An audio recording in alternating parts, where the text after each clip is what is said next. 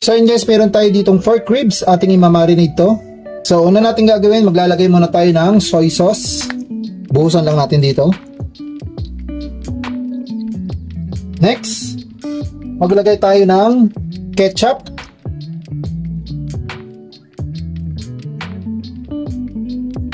Sunod natin ilalagay, maglalagay tayo ng MSG. Lagyan lang natin ng konting MSG. Next, maglalagay tayo ng oyster sauce.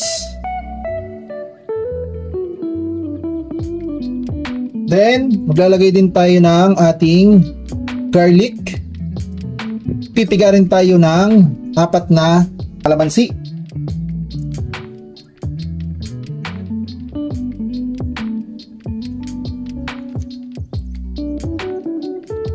Yan. Then next, lalagay natin ng ating Sprite. So guys, ito yung lalagay nating Sprite. Buhos na natin.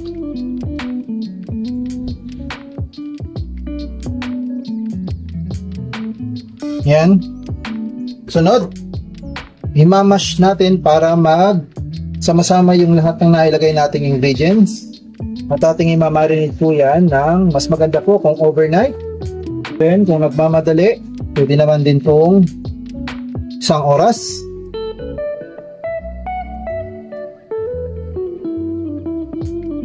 Yan, ilagay muna natin sa loob ng ref. Pwede na po yan na i-mash na natin.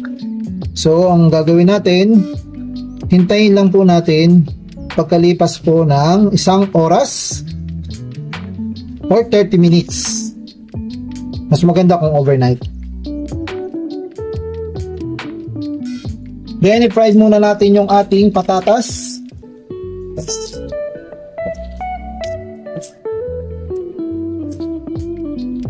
Ating i-golden brown lang to.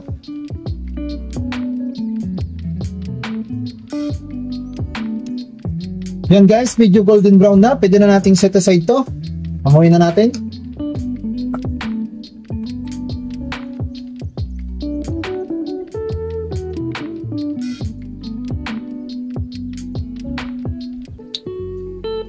Yan, maglagay na tayo ng cooking oil, garlic,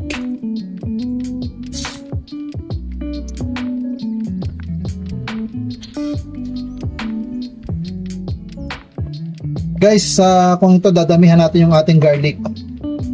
Maglalagay tayo ng mga buong garlic. Yan.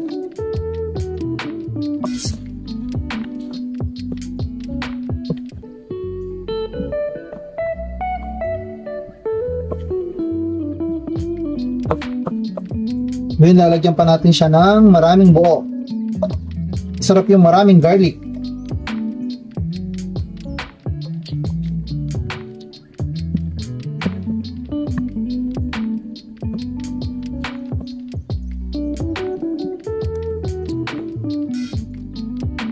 Yan guys, okay na yan. Pwede na nating ilagay yung ating na-marinate.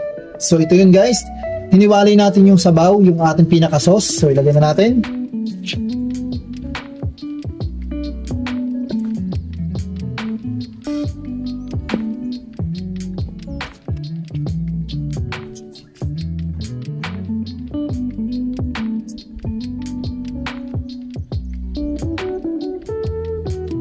Yan, i-cover lang natin.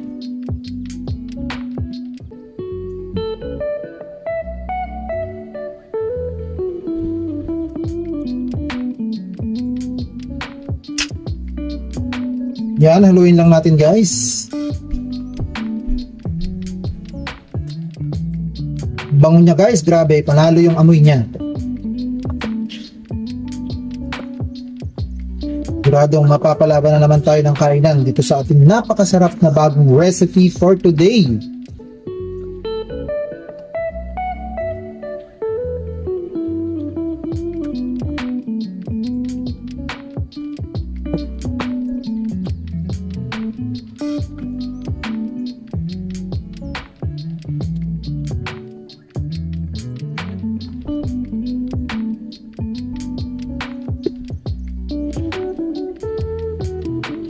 So yun guys, medyo nag-reduce na yung ating sauce, yung sabaw natin. So ilalagay na natin yung ating sauce.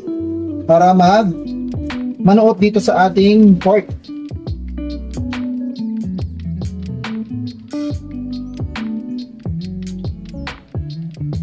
Yan. Hayaan lang uli natin yang mabawasan yung ating sauce. Pakukuluan pa natin yan. Mamaya na natin haluin. So, i-cover lang ulit natin.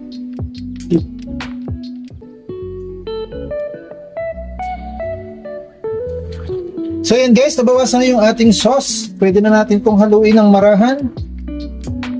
Ayan, ang lambot na po ng ating pork ribs. At nagkaroon po siya ng napakaraming sauce. Then, ang ating ilalagay dito, ilalagay na natin yung ating na-fry na patatas. Ayan. Gawin lang natin.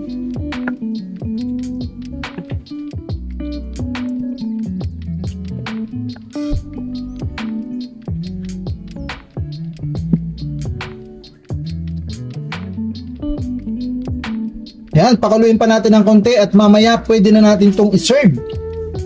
Dahil napakasarap na naman po ng ating bagong recipe for today. Yan, i-cover lang natin ulit.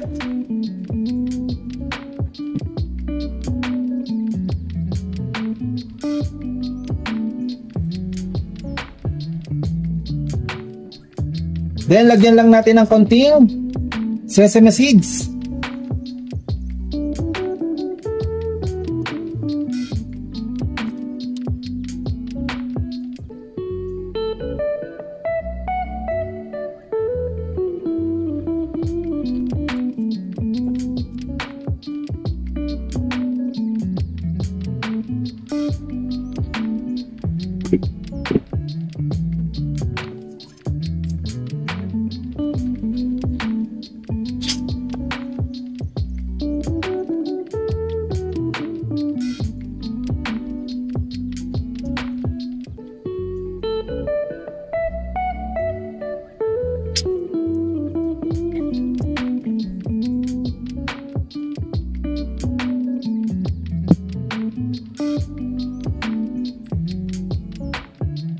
Guys, dahil na po tayo sa ating bagong ulam for today. Napakasarap tong ating pork rib recipe.